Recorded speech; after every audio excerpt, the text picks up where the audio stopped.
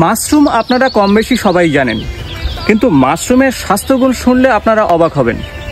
মাশরুমে প্রচুর পরিমাণে প্রোটিন রয়েছে, তাই যারা ভেজিটেরিয়ান তারা মাশরুম অবশ্যই খেতে পারেন।